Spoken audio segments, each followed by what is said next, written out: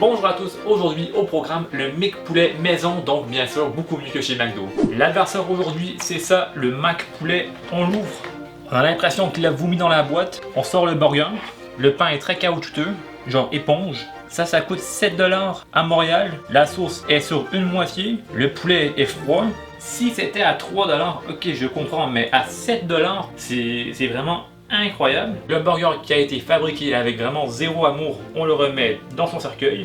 Et on va faire mieux maison pour le même prix par burger. Pour faire un Mick Poulet à la maison, il vous faut tout ça. Bref, ce qu'il vous faut, c'est des poitrines de poulet jumbo. Donc clairement, ils sont pas bio. On peut le voir par leur taille. Des pains à hamburger briochés. Une sauce et bien sûr une garniture pour la fin. Bon, la première étape, c'est de commencer par le poulet. On apporte une planche sur la planche pour ne pas avoir besoin de laver la grosse planche. On prépare le poulet. Là, s'il y a un filet, on l'enlève. Clairement, je me suis fait avoir par le boucher, donc le poulet, on le retourne. Et on le coupe à la taille des pains. On va le parer ici et ici. Et ces parures seront des genres tendeurs de poulet. On les réserve. Tendeurs de poulet. Avec la main propre, on mesure. 1, 2, donc on coupe ici. Et le poulet, on réserve. Là, dans un bol, on met 500 ml de lait de beurre. Pour en faire chez vous, regardez cette vidéo. Dans le lait, on ajoute pas mal de sel. Environ 10 grammes.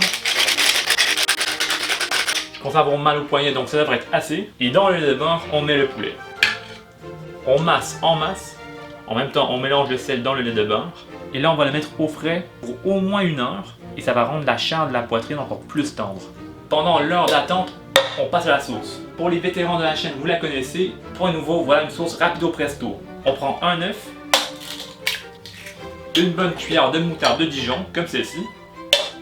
La moutarde rejoint le poulet au frais. Un peu de sel. Une machine miracle, on branche. Et là, on va faire un miracle. C'est pré-mélangé. Et là, de l'huile neutre et on monte tranquillement. On fait un va-et-vient. C'est bien mélangé. La machine, on l'enlève. Le mixeur, on secoue. N'ayez pas peur, c'est du plastique. La tête à la plonge. Et la sauce, genre mayonnaise maison, est terminée. Donc pour les nouveaux, nous avons mis l'œuf au complet pour avoir une sauce plus légère.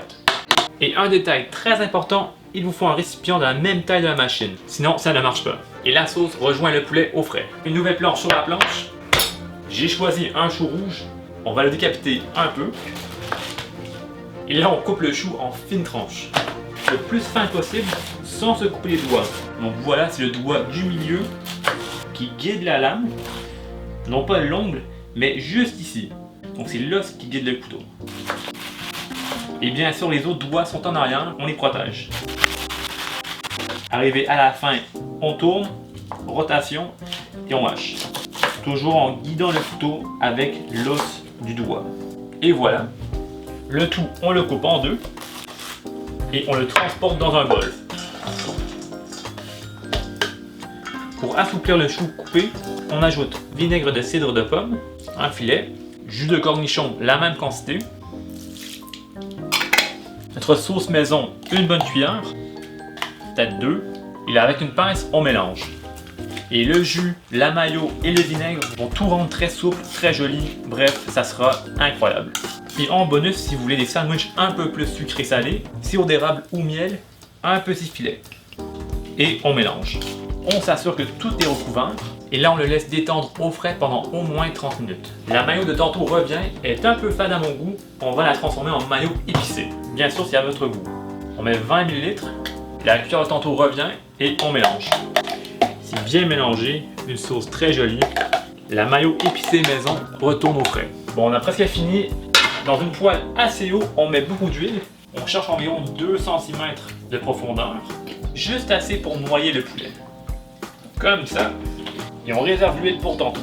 Bon, je sais c'est beaucoup d'huile, mais on va la filtrer et la réutiliser car l'huile est devenue pas mal chère. Donc on va la trafiquer et la réutiliser multiples fois. Là on travaille avec beaucoup de poudre blanche. On a même une poudre magique blanche.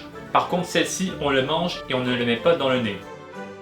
On travaille dans un grand bol et on place 300 g de farine, tout usage. Fécule de maïs, environ 50 g. Ça va rendre le poulet encore plus crispy. Poudre magique, environ 3 g. Poudre d'ail, 20 g. Et prend un coup de poing de piquant dans la face, un peu dissous. Un peu beaucoup. Et voilà. On égalise, On prend une fourchette ou un fouet et on mélange. Et là, on va préchauffer l'huile à 180 degrés Celsius.